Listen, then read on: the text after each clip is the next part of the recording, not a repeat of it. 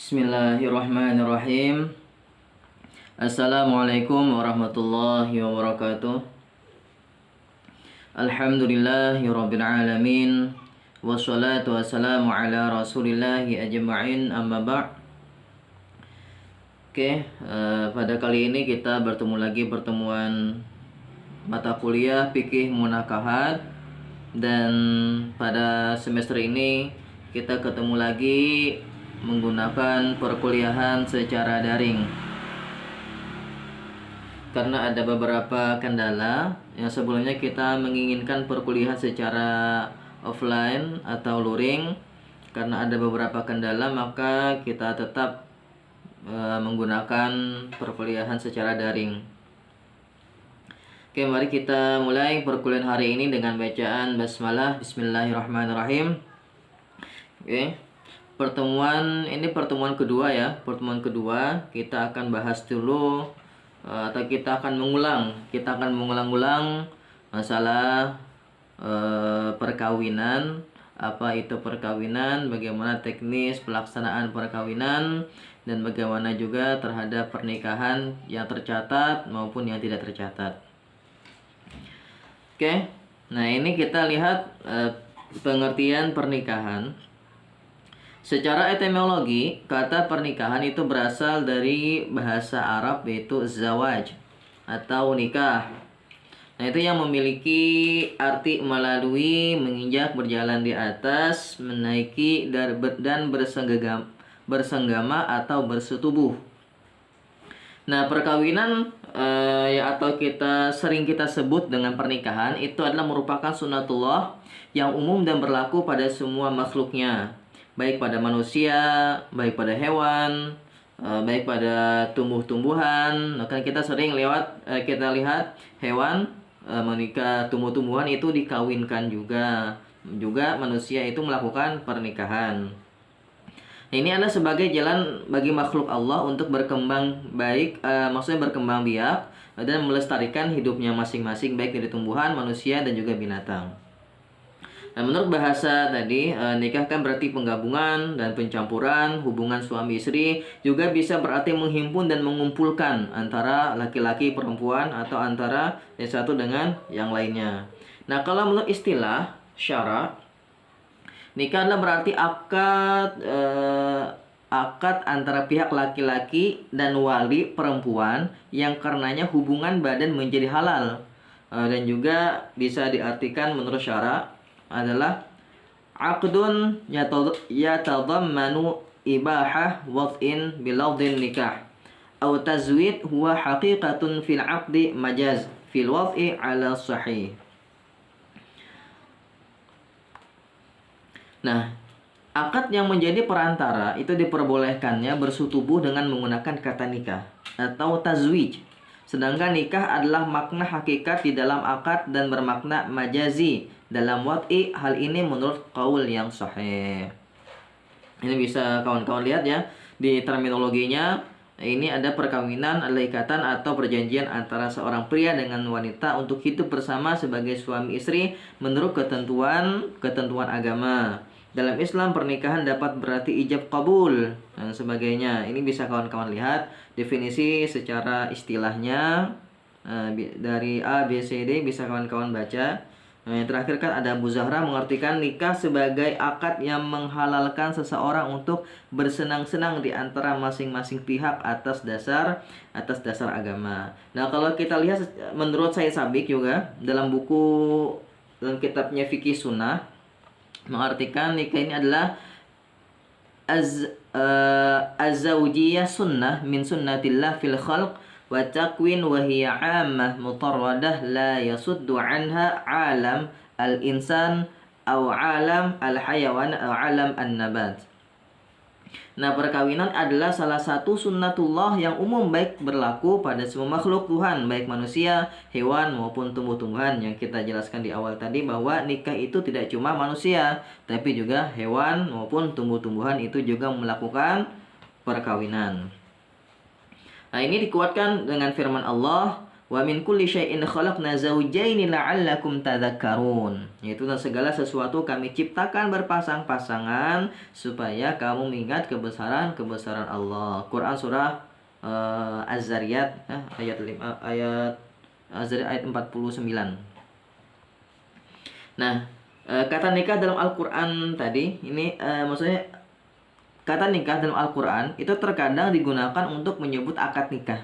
Biasanya kan kalau kita lihat dari beberapa firman Allah itu dalam Al-Qur'an itu biasanya menyebut kata akdun, itu kata akad. Nah, tetapi kadang juga dipakai untuk menyebut suatu hubungan seksual. Contoh misalnya menikah yang artinya akad adalah firman Allah surah An-Nisa yang sering kita perdengarkan, wa in khiftum alla tuqsitu fil yatama fankihu ma taba lakum minan nisa'i mathna wa thulatha wa ruba' fa in khiftum alla ta'dilu fa wahidatan aw ma malakat aymanukum dzalika adna alla ta'ulu.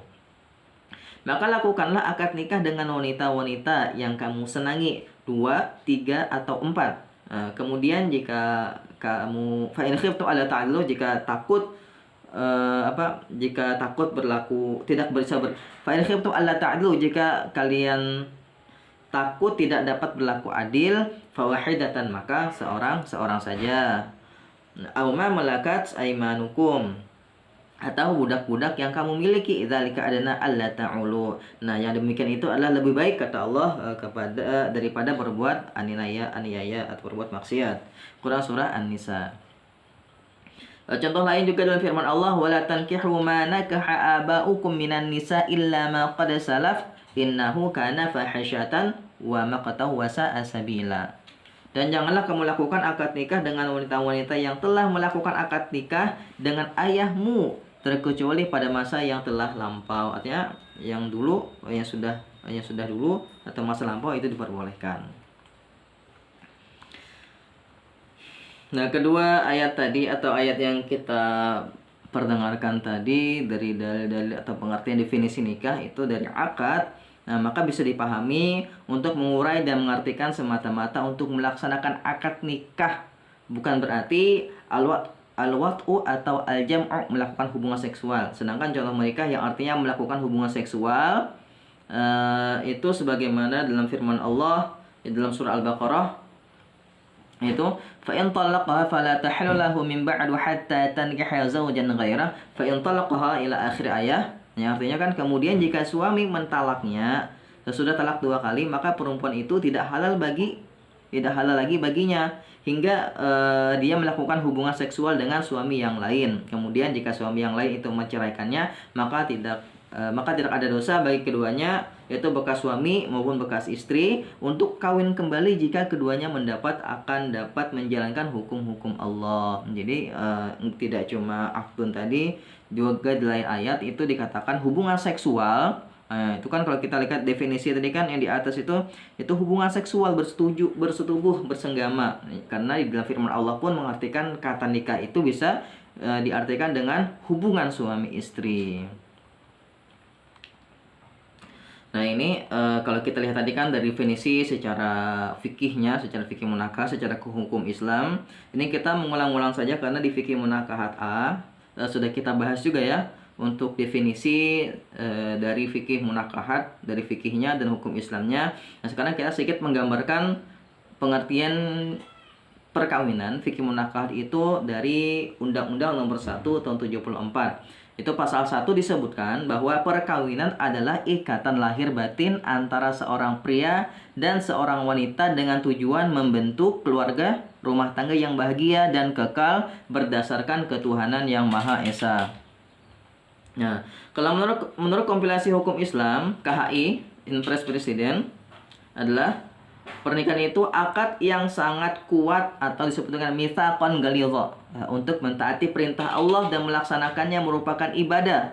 Perkawinan bertujuan tuh untuk mewujudkan kehidupan rumah tangga yang sakinah, mawaddah dan rahmah. Jadi perkawinan dalam arti sempit yaitu akad yang menghalalkan hubungan Dalam arti sempit ya, perkawinan adalah akad yang menghalalkan hubungan badan antara seorang laki-laki dan seorang perempuan. Sedangkan perkawinan dalam arti luas yaitu akad atau ikatan antara seorang pria dan seorang wanita untuk membentuk keluarga yang sakinah, mawaddah dan rahmah.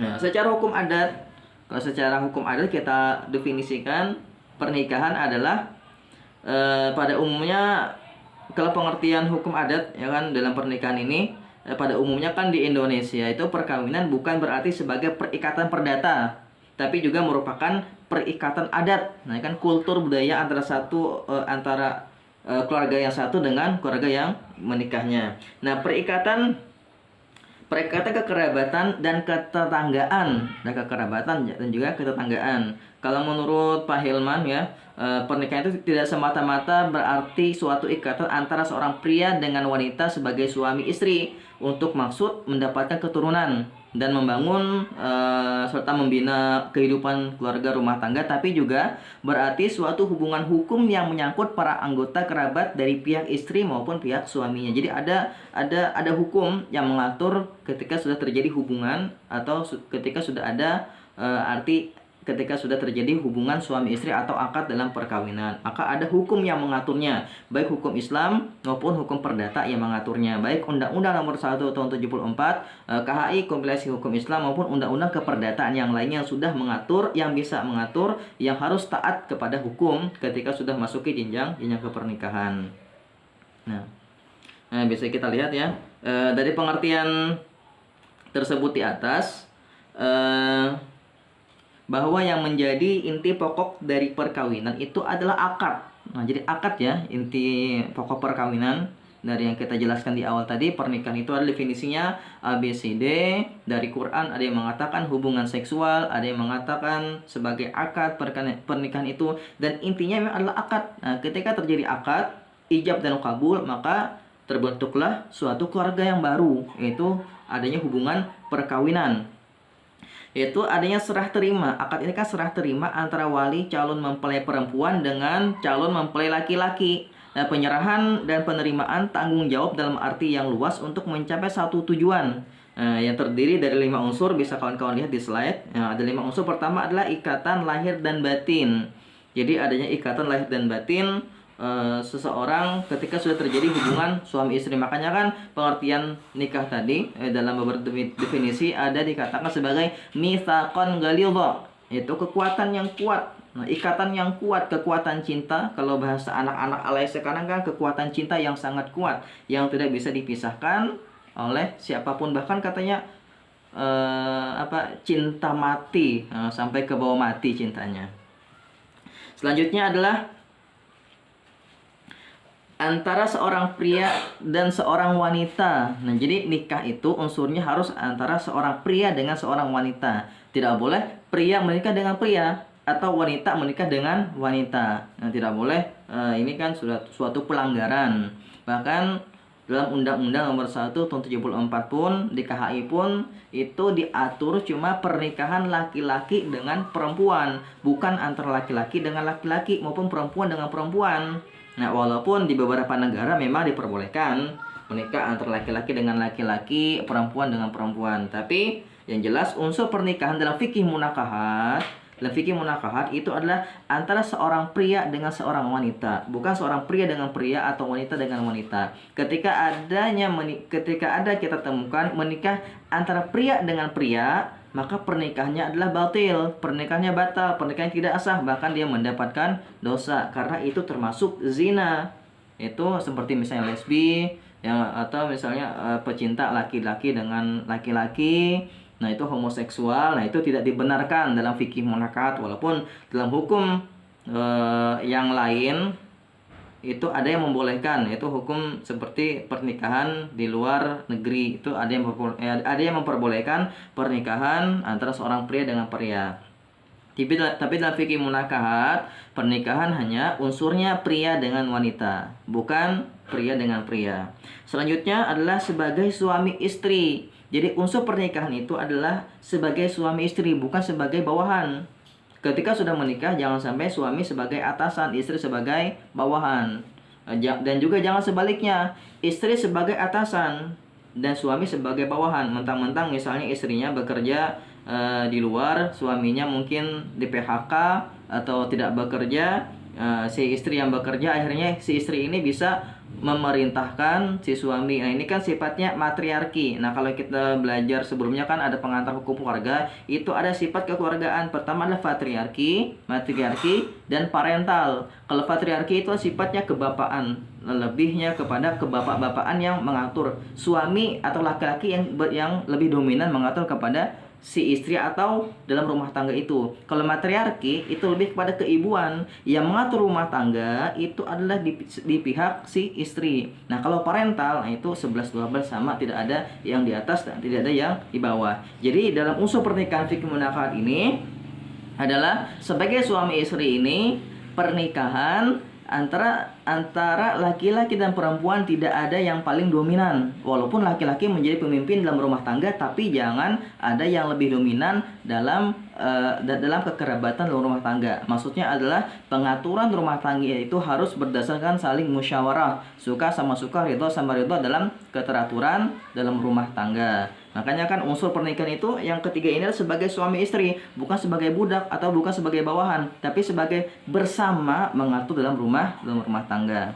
Yang keempat adalah membentuk keluarga yang bahagia dan kekal. Nah, unsur pernikahan yang keempat ini membentuk keluarga yang bahagia dan kekal.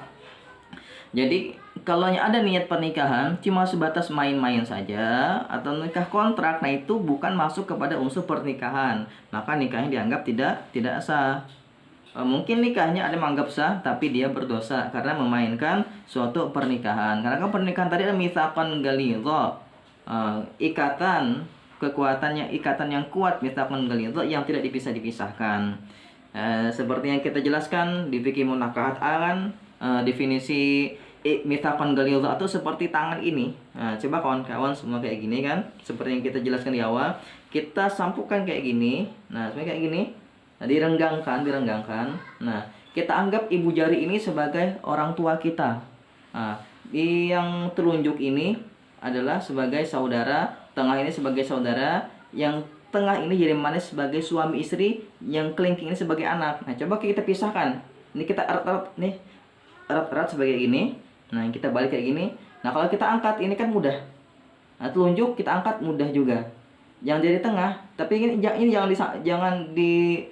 jangan dirapatkan, dipisah kayak gini ya. Nah, kalau jari tengah, nah mudah kan, kelingking mudah. Coba jari manis. Jari manis. Oh, maksudnya bukan direnggang, dirapatkan. Mohon maaf semuanya, salah teknis. Ini kayak gini tadi, seperti ini, dirapatkan. Nah, kalau ibu jari kan mudah, telunjuk mudah, jari tengah mudah, kelingking mudah. Nah, kalau jari manis, nah ketika ini terpisah, maka akan renggang. Coba kita semua kayak gini, dirapatkan, ini 5 jari rapat, ditemukan antara kanan kiri kayak gini. Nah kalau jari manis kita renggangkan, nah pasti tengah kelingking ini ikut terbuka juga. Nah tengah di sini adalah maksudnya kepada keluarga kita, baik keluarga suami maupun istri. Ini kelingking adalah anak. Nah, coba kalau kita tadi kan ini, nah kita buka, nah pasti sangat sulit sekali. Nah, ini yang dimaksud dengan mitsaqan ghalidha. Nah, kalau tengah, gampang kan? Ini gampang, telunjuk gampang, ini gampang, kelingking gampang. Nah, kalau jari manis, nah ini, agak kesulitan kita membukanya. Karena yang dimaksud dengan mitsaqan ghalidha, ikatan yang kuat. Ketika ini hancur, maka anak akan terbengkalai, keluarga pun akan semakin renggang. Nah, ini yang dimaksud dengan membentuk keluarga yang bahagia dan kekal dengan mitsaqan ghalidha, dengan ikatan yang kuat. Yang kelima unsurnya adalah berdasarkan ketuhanan yang Maha Esa. Berdasarkan ketuhanan yang Maha Esa. Jadi unsur pernikahan dalam Islam fikih munakahat, mencari pasangan itu adalah berdasarkan ketuhanan yang Maha Esa, sesama agama masing-masing. Nikah beda agama ini belum diatur dalam undang-undang kita, karena menurut Undang-Undang Nomor 1 tahun 74 tadi dikatakan bahwa nikah itu sah menurut agamanya masing-masing. Jadi agama Islam sesuai agama Islam. Makanya nikah itu harus satu agama. Makanya kan ada unsurnya adalah berdasarkan ketuhanan yang Maha Esa. Kita lanjut. Nah, ini bisa kita lihat bentuk-bentuk perkawinan. Ada perkawinan poligami, ada perkawinan monogami, ada perkawinan eksogami, ada perkawinan endogami, ada perkawinan heterogami, campuran, poligami, beda agama, cross cousin, parallel cousin, elektrogami. Nah, ini perkawinan bentuk-bentuk dalam perkawinan, walaupun ada seperti perkawinan nikah siri, nikah beda agama. Ini ada nikah agama. Tentang perkawinan mut'ah. Ini secara umumnya ada bentuk perkawinan. Pertama adalah perkawinan monogami. Nah, monogami kan yang kita ketahui adalah pernikahan antara seorang pria dengan seorang wanita. Lawan dari poligami adalah maksudnya lawan dari monogami adalah poligami. Monogami adalah perkawinan satu orang saja beristri. Nah, kalau lawan dari monogami adalah poligami, yaitu beristri lebih dari satu orang, bisa 2, 3, dan 4 itu poligami. Nah, kalau perkawinan eksogami, eksogami adalah perkawinan antara pria dengan wanita yang berlainan suku, yang berlainan ras, yang berlainan klan. Nah, misalnya adalah pada masyarakat Banjar, suku Banjar menikah dengan suku Jawa. Kan perkawinan antar suku Banjar dengan suku Jawa atau suku Madura atau suku lainnya. Nah, kalau perkawinan endogami itu perkawinan hanya boleh antar sesama suku saja. Itu perkawinan antara pria dan wanita yang berasal dari suku dan ras yang sama, tidak boleh berbeda. Misalnya suku Banjar hanya boleh menikah dengan suku Banjar. Inilah perkawinan endogami yang hanya menikah itu boleh dengan perkawinan sesama suku saja. Suku Dayak hanya boleh menikah dengan suku Dayak. Suku Jawa hanya boleh menikah dengan suku Jawa. Itu adalah perkawinan endogami. Nah, kalau perkawinan heterogami, perkawinan heterogami adalah perkawinan antara pria dan wanita dari lapisan sosial yang berlainan atau strata yang berlainan antara strata bangsawan dengan strata yang biasa. Ini adalah perkawinan heterogami. Itu orang yang kaya menikah dengan orang yang biasa, atau bahasa kita si darah biru menikah dengan darah merah misalnya, atau orang bangsawan menikah dengan rakyat biasa. Ini adalah perkawinan heterogami. Kalau dulu ini kan perkawinan dalam bentuk perkawinan dulu kan ada sistem kerajaan, sistem kekerabatan, suku, orang lebih mengutamakan suku, ras, dan sejenisnya. Maka ada perkawinan heterogami antar perkawinan bangsawan itu dengan rakyat atau orang-orang biasa. Kalau pernikahan campuran adalah pernikahan antara dua orang yang berlainan daerah. Misalnya Indonesia itu dengan negara lain, maka orang yang di Indonesia tunduk pada hukum yang berlainan karena perbedaan kewarganegaraan. Jadi orang Indonesia ketika menikah dengan orang Australia, maka dia harus tunduk ketika nikah di Australia dengan hukum yang ada di Australia. Ketika orang Indonesia dengan orang Australia, nah maka orang Aussie itu ketika di Indonesia harus tunduk dengan hukum yang ada di Indonesia. Hanya pernikahan campuran. Nah, pernikahan campuran adalah antara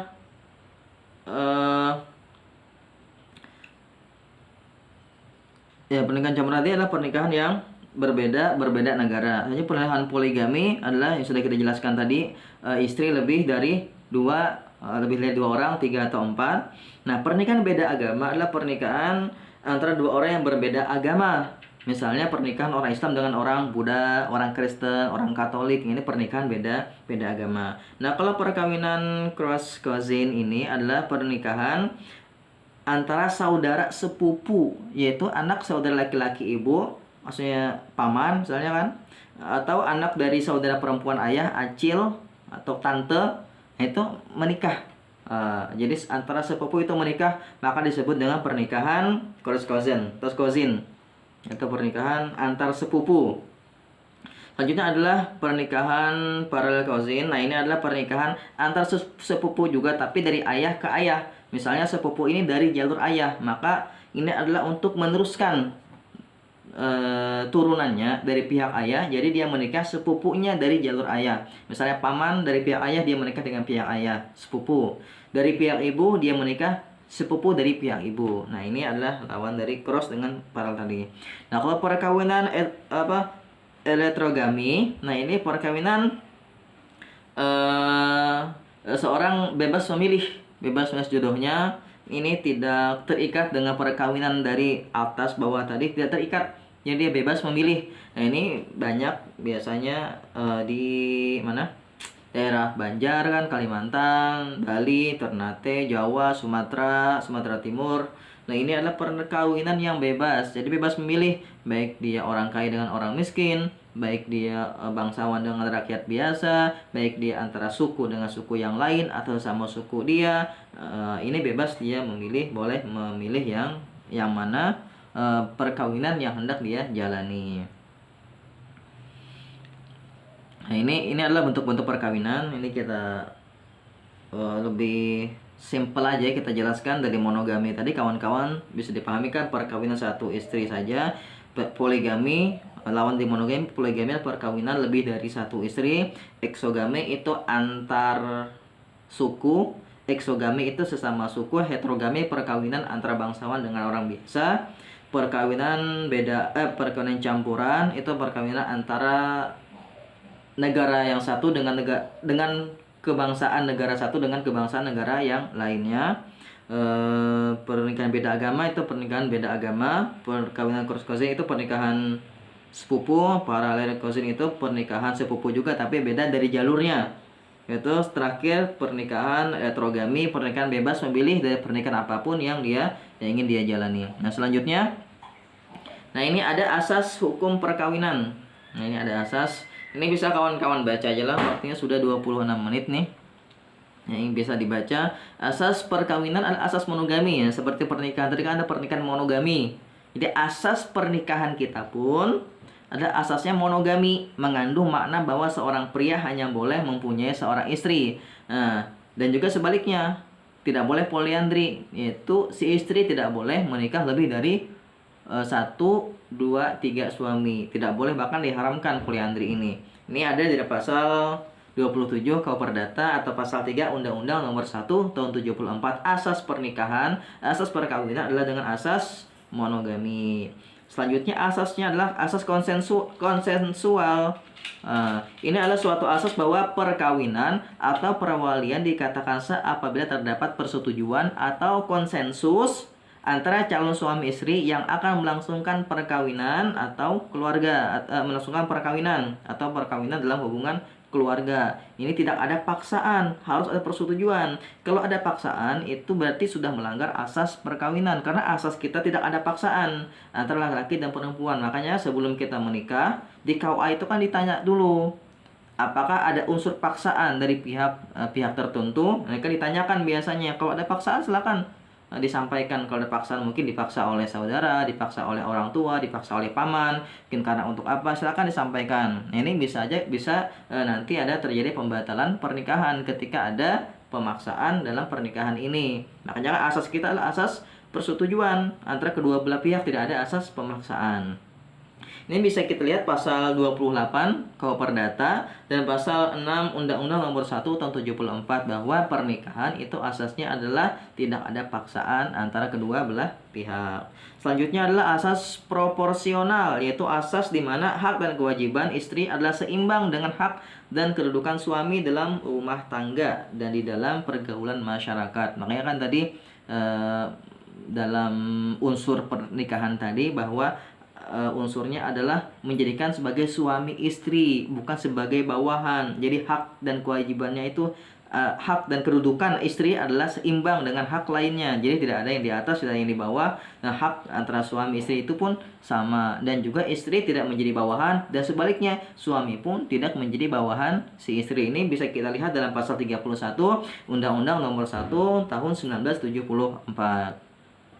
Selanjutnya adalah asas persatuan bulat. Itu suatu asas di mana antara suami istri terjadi persatuan harta benda yang dimilikinya. Jadi ketika sudah menikah, ini bukan harta bawaan ya. Kalau harta bawaan kan harta yang sebelum menikah. Nah, ketika sudah menikah, maka dipisahkan dulu antara harta bawaan dengan harta setelah menikah. Nah, setelah menikah, maka ini adalah menjadi harta bersama atau harta milik bersama, masuk pada pasal 119 KUA Perdata. Ini ketika sudah menjadi hubungan suami istri, maka harta yang didapatkan ketika sudah terjadi akad pernikahan, maka ini menjadi harta bersama. Harta sebelum pernikahan itu menjadi harta bawaan. Nah, ini dasar hukum pernikahan bisa kita lihat ya. Di awal tadi sudah banyak kita sampaikan dari dasar hukumnya. Ini surah An-Nur ayat 32, ya ayuhan nasu taqu rabbakumul ladzi khalaqakum min nafsin wahidah ila akhir ayat. Selanjutnya surah An-Nur, wa ankihul ayyama minkum wasalihin min ibadikum wa imaikum ila akhir ayat. Ini juga tentang dasar hukum pernikahan. Dalam hadisnya, ya ma'asyara syabab man istata'a minkumul ba'ah falyatazawwaj fa innahu aghaddu lil basar wa ahsanu lil faraj. Wa illam tastati fa alaihi bis-shawm.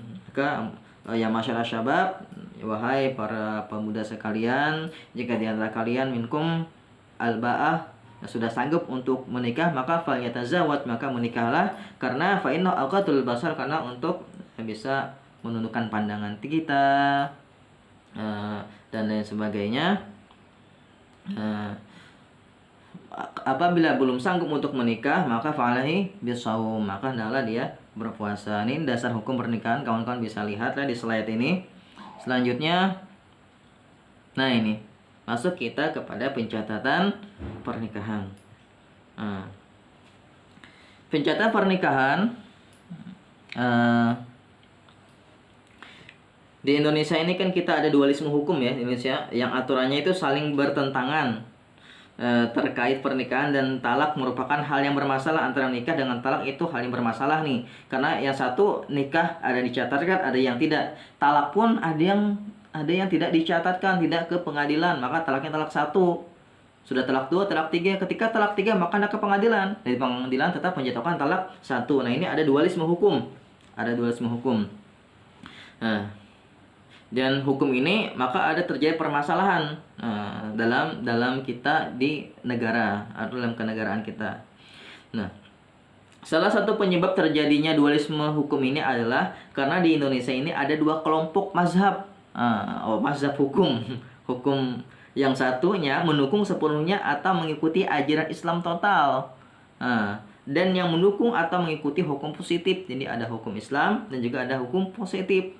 Nah, supaya terjadi sinkronisasi, supaya tidak ada terjadi perbedaan pendapat dalam keduanya, maka dipakailah keduanya. Jadi hukum Islam dipakai, hukum negara juga dipakai. Sebab bagi negara seperti Indonesia yang berdasarkan hukum yang dibuat berdasarkan persetujuan rakyat, maka tentulah kan sebagai warga yang baik kita harus mengikutinya. Juga kan ada atiullah wa atiur rasul wa ulil amri. Nah, nikah tidak dicatat nikah tidak tercatat atau talak tanpa pengadilan dianggap sah secara agama Islam. Namun menurut hukum positif yang berlaku justru dipandang itu tidak sah. Nikah yang tidak dicatat atau talak yang tidak melalui pengadilan agama itu dianggap tidak sah menurut hukum positif yang berlaku. Nah, nikah tidak tercatat dalam fikih kontemporer biasanya kan dikenal dengan istilah zawat urufi, yaitu suatu pernikahan yang memenuhi syarat-syarat pernikahan tetapi tidak tercatat secara resmi oleh pegawai pemerintah atau di KUA yang menangani pernikahan. Ini kan biasanya di KUA nih menangani pernikahan. Disebut nikah urfi itu karena kan secara adat nikahnya nih. Karena pernikahan ini kan merupakan adat dan kebiasaan yang berjalan dalam masyarakat setempat. Sejak pada masa Nabi memang kan belum ada yang namanya buku nikah, belum ada. Tapi bukan bid'ah ya. Kan kayak ini masuk kepada maslahah mursalah, itu adanya buku nikah supaya kemaslahatan bersama. Nah, kalau kita lihat secara historisnya, oke, kita buka slide selanjutnya. Ini historis pencatatan perkawinan. Kalau kita lihat kan secara historis, nah pada kaum muslimin, orang muslim dulu pada zaman dahulu, untuk melangsungkan nikah itu cukup dengan lafaz dan saksi. Ada lafaz dan saksi tanpa memandang perlu untuk dicatat dalam catatan resmi. Jadi hanya diucapkan, dilafazkan adanya akad dan juga adanya saksi. Nah, Namun dengan berkembangnya kehidupan kita kan modern dan berubahnya keadaan sosial, dimungkinkan kan para saksi itu lupa, mungkin ada yang lupa, ada yang meninggal dan sebagainya. Maka setelah ini diperlukan adanya pencatatan akad nikah secara tertulis. Jadi dulu hanya cukup lafaz dan saksi saja. Namun setelah berkembang kehidupan kan ada yang meninggal, ada yang lupa. Ketika meninggalkan maka sudah bingung nih siapa yang saksinya, kelupaan siapa-siapa juga, maka diperlukanlah pencatatan akad nikah secara tertulis. Nah, awal pencatatan akad nikah adalah ketika kaum muslimin mulai mengakhirkan mahar atau sebagian maharnya diakhirkan, bahkan ada yang lupa mungkin. Bahkan lalu catatan pengakhiran mahar tersebut dijadikan bukti pernikahan, jadi kan ada bukti pernikahan ketika dicatatkan. Bahkan Syekhul Islam rahimahullah mengatakan para sahabat dulu tidak menulis mahar karena mereka tidak mengakhirkannya, bahkan memberikannya secara langsung. Jadi dulu itu langsung, tidak mengakhirkan atau tidak berhutang. Nah, kalau sekarang kan mungkin ada yang berhutang, jadi harus dicatatkan. Ketika nikahnya hutang, maka catatnya pun harus hutang. Nah, meskipun ada juga di antara para sahabat itu yang mengakhirkannya, tapi dengan cara yang baik. Tatkala kita sebagai manusia kan mengakhirkan mahar padahal waktu yang lama dan terkadang kita lupa, maka harus adanya mahar ini secara tertulis. Nah, maka harus adanya buku nikah. Maka sehingga catatan atau buku nikah itu merupakan bukti yang kuat untuk tentang mahar dan wanita itu juga menjadi istri yang sah ketika ada buku nikah atau bukti catatan pernikahan. Nah, lahirnya undang-undang pernikahan ini telah mengalami rentetan sejarah panjang ya, yang cukup panjang sejarahnya. Bermula dari kesadaran dulu kan kaum perempuan kaum perempuan Islam sadar akan haknya yang merasa dikebiri. Mungkin dulu kan merasa perempuan dikebiri haknya sebagai perempuan karena didominasi pemahaman fikih klasik atau konvensional yang telah mendapat pengakuan hukum. Karena dulu kalau kita lihat sejarah Islam, ulama-ulama kan banyak dari pihak laki-laki, yang bahkan menulis buku atau kitab pun pengarangnya dari laki-laki. Jadi perempuan ini merasa ada haknya yang dikebiri. Nah, akhirnya kemudian mereka merefleksikan hal tersebut dalam pertemuan tokoh-tokoh perempuan ini. Akhirnya undang-undang perkawinan yaitu pada tahun 1928 yang nanti akan kemudian disahkan pada tahun 1974, yaitu sebagai Undang-Undang Nomor 1 Tahun 74. Nah, ini adalah sekilas tentang historis pencatatan perkawinan. Oke, kita next. Nah, ini perkawinan yang tidak tercatat. Nah, melihat kriteria, kalau kita lihat ya, kriteria rukun maupun persyaratan nikah yang di atas tadi kan ada syarat rukun nikah, itu tidak ada penyebutan tentang pencatatan syarat nikah kan. Rukun nikah pertama disingkat dengan siswa. S adalah suami, I adalah istri, S adalah saksi, W adalah wali, A adalah akad. Nah, jadi syarat nikah itu tidak ada menyebut pencatatan. Yang penting wali ini yang penting ada wali yang penting ada saksi. Saksi bisa disebut sebagai syarat juga untuk mengetahui adanya pernikahan. Nah, makanya saksi ini dirubah menjadi tetap adanya saksi, tapi tetap juga adanya buku nikah, pencatatan pernikahan, agar bisa menjadi bukti yang kuat. Nah, sudah ada bukti tambah kuat lagi. Menurut hukum Islam, bahwa tujuan syariat Islam, maqasid syariah adalah mendatangkan maslahat dan menghindarkan bahaya. Darul mafasid muqaddamun ala jalbil masalih. Karena perkawinan yang tidak dicatat pemerintah menimbulkan mudarat kepada istri, kepada anak dan harta bersama. Maka pencatatan perkawinan oleh pemerintah menurut sebagian orang dapat dipandang sebagai maslahat darurat. Nah, jadi adanya ini harus dicatatkan di buku nikah, ini harus ada karena menjadi maslahat yang darurat. Karena kalau tidak ada buku nikah, maka nanti akan ada permasalahan kelak baik dari anaknya, juga baik dari istrinya karena tidak dicatatkan. Kalau anaknya kan otomatis tidak mendapatkan akta kelahiran, maka si anak bingung ayahnya siapa. Kalau pengen masuk sekolah, maka hanya bisa bin ibu saja, tidak bin ayah karena pernikahannya tidak dicatatkan.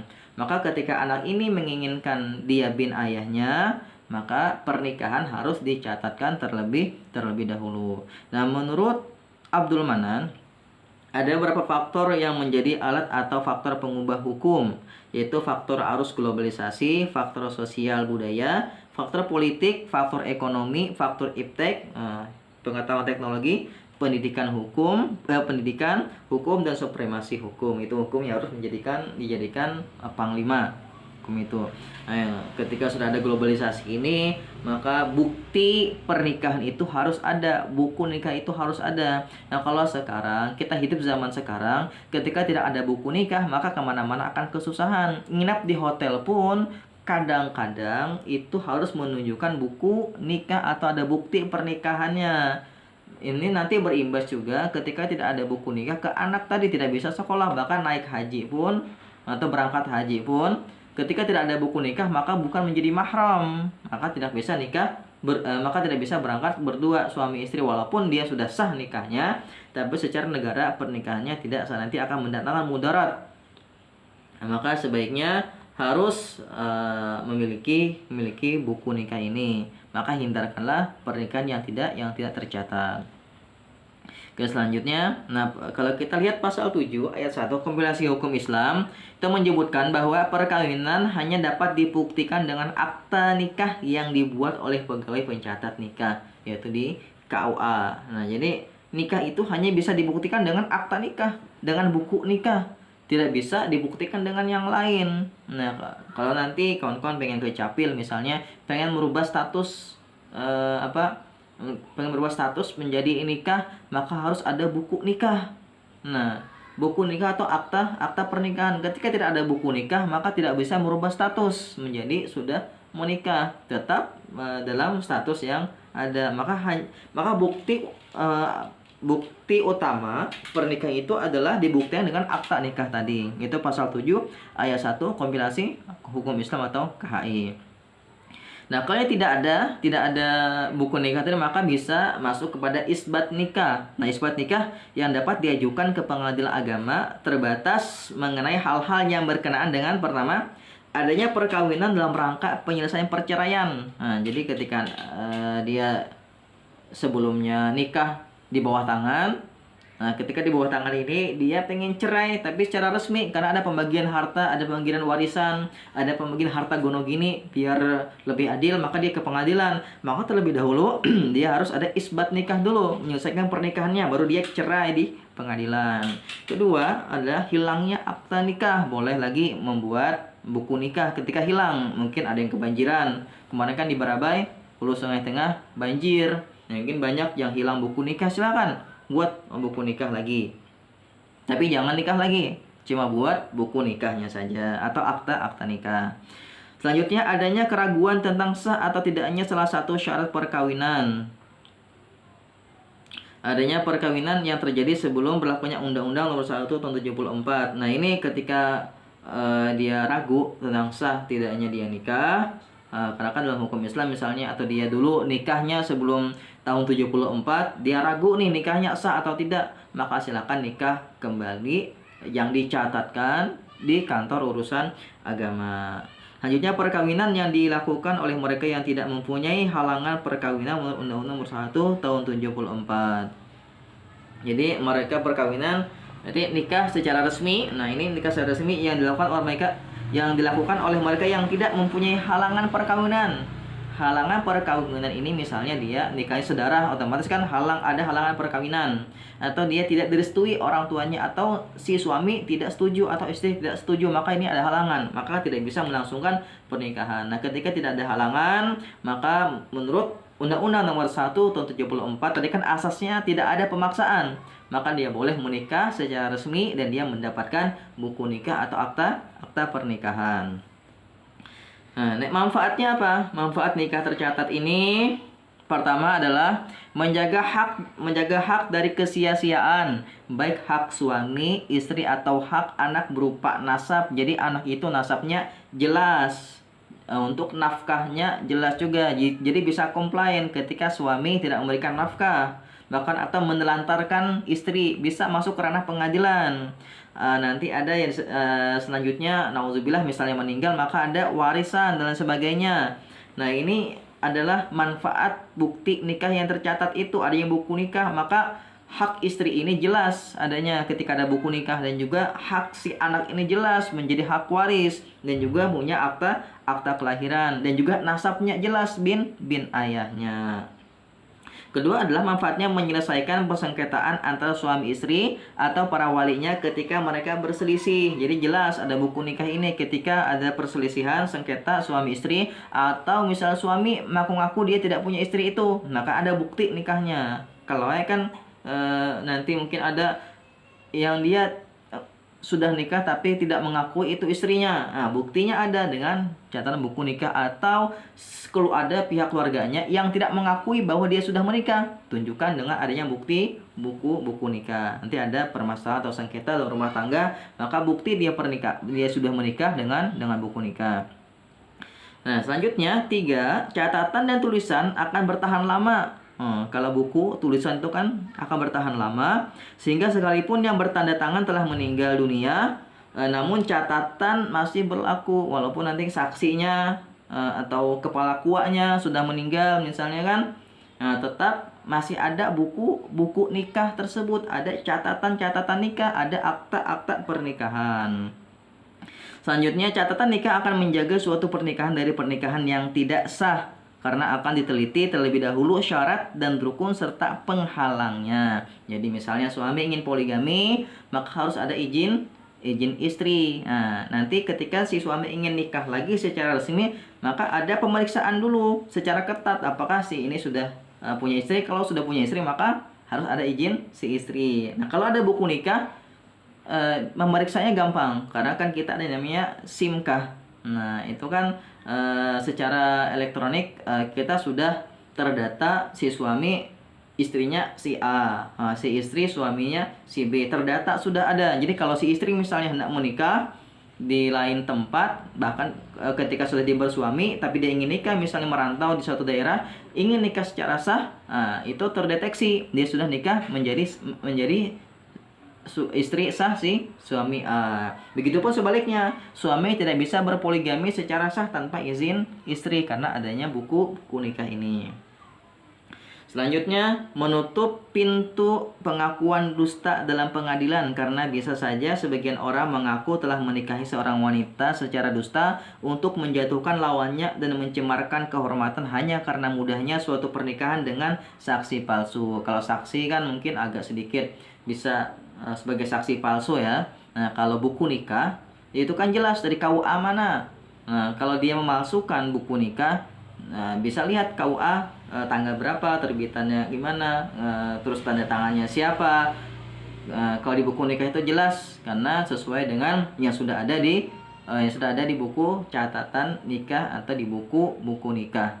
Nah, itu yang hanya bisa mengeluarkan buku nikah itu oleh kantor urusan agama. Kalau seandainya nanti ada yang mengaku-ngaku sudah nikah dengan si A, si B, si C, ketika tidak punya buktinya, maka pengadilan ketika ada permasalahan di pengadilan tetap pengadilan tidak mengakui bahwa si A, si B, si C itu menjadi hubungan suami istri karena tidak bisa membuktikan adanya buku nikah atau akta pernikahan. Oke, nah ini durasinya sudah 48 menit ya, lumayan panjang. Semoga dari pemaparan kita tadi, penyampaian kita tadi sekilas terkait pengantar hukum pengantar fikih munakahat B bisa ditangkap, dan selanjutnya bisa kita diskusikan karena secara daring. Selepas ini bisa kita diskusikan lewat WA grup ya, ataupun classroom nanti. Setelah ini kita balik ke classroom atau ke grup WhatsApp agar diskusi kita lebih mudah lebih komunikatif lagi, ataupun nanti kawan-kawan jika menghendaki bisa kita via Zoom beberapa topik permasalahan yang mungkin yang harus kita bahas lebih detail atau mendalam lagi. Ini yang bisa Bapak sampaikan dulu. Salah hilapnya mohon maaf. Nanti ya kita balik lagi ke grup WhatsApp atau ke Classroom. Silahkan ketika ada permasalahan yang masih belum bisa dipahami dari pemaparan kita tadi, silahkan disampaikan, kita diskusikan agar kiranya kawan-kawan bisa lebih memahami terkait fikih munakahat ini. Karena kan kita sudah fikih munakahat A, fikih munakahat B, harus punya bekal untuk masuk ke ranah nanti hukum perdata. Karena perdata kita lebih banyak membahas tentang hukum-hukum positif terkait masalah pernikahan, cerai, dan lain sebagainya. Ini aja yang bisa Bapak sampaikan. Salah hilap mohon maaf. Assalamualaikum warahmatullahi wabarakatuh.